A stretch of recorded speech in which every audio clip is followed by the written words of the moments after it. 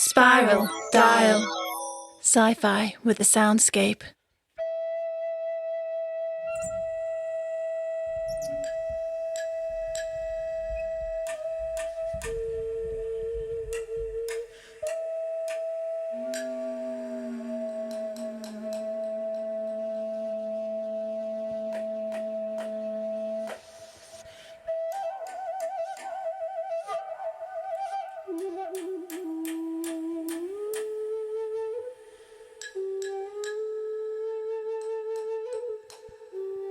Jessica's mind boggled.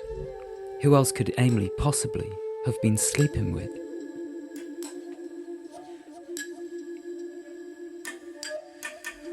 Well, we can certainly find out who the father is, she said. All we'd have to do is take a sample from the candidates, and from you. She knew for a fact that DNA testing was perfectly possible on board ship. So I'd have to know who the options are, and then we'd have to get their consent. Amy grimaced. Oh, I don't think that's going to go down particularly well with either of them. I was planning on telling one of them at the show tonight, but the more I think about it, the more I think that it's a bad idea. Jessica remembered the speed with which the infection had spread. She could not let that happen again. I think it would be best if you stayed here on a drip, she said. As a precaution, if you tell me who they are, I'd be very happy to speak to them about it for you. With your consent, of course. Amy looked relieved. Would you? I'd be so grateful. If I'm honest, I never really enjoyed those shows. I never want to tell Archie to his face, but it's all a bit long-winded and melodramatic to me.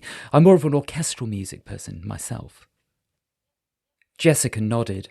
She couldn't imagine any orchestra beating Archie's performances, but she imagined that might change after she'd been on board a bit longer.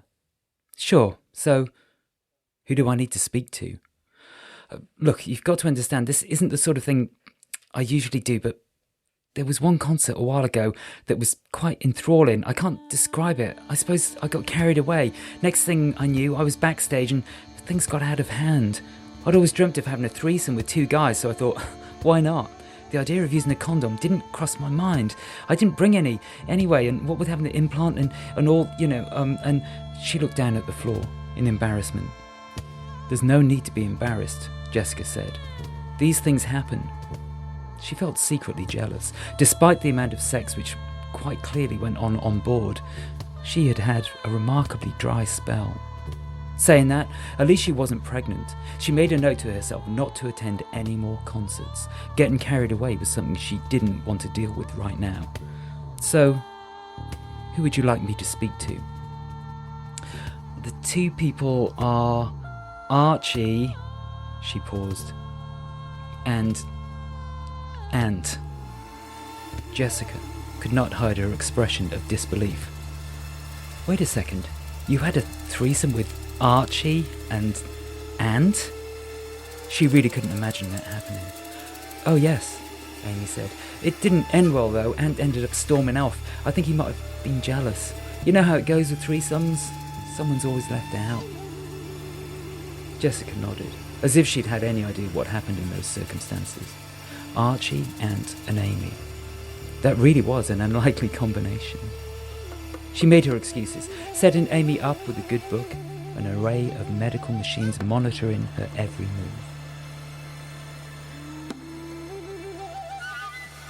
She really needed some time to think. How on earth was she going to have this conversation? Archie was one thing, apart from the fact that he currently had no idea who she was. She felt pretty confident in his ability to deal with any given situation with equanimity and frank ruthlessness. Ant was a completely different matter. After the fight she had witnessed, she had no desire to see them together in the same room, and most certainly not naked. She found herself making her way down the corridor and up to the deck, to the place she and Archie had last spoken. The only guests in the area by the pool were some empty cocktail glasses and the odd soiled napkin. Looking out to sea, she admired the vibrant colours of the sunset. It looked so tropical. Definitely not a London sunset. Where were they? She remembered Archie showing her the coordinates and considered getting the watch to check them again before deciding against it. She couldn't trust any information from that device.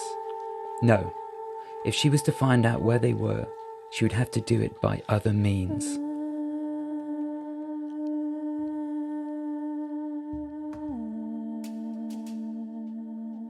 The radio, perhaps, if there was one.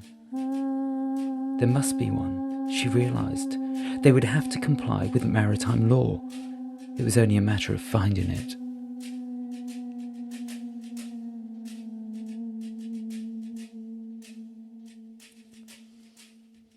Law. There were all sorts of laws, some scientific, some legal, which seemed to have been violated on board this vessel. Was she foolish for thinking that this one would be any different? Maybe, but she had to try. Tomorrow, as soon as she'd fulfilled her promise to Amy. She searched the horizon for any sign of land, but there was none. Pyrope had been very quiet, she realised. She probed her neck, whispering the mineral's name, but there was no tingle. Doubtless, she would turn up later. She usually did. She had been so distracted by the threesome that she realised she had forgotten to ask Amy about the infection on her lip. How had she been exposed to those bacteria? As far as she knew, they were only found in one place, decomposing flesh. She must find out. But time was not on her side. The deck had already started vibrating underneath her. It must be time for the concert to begin.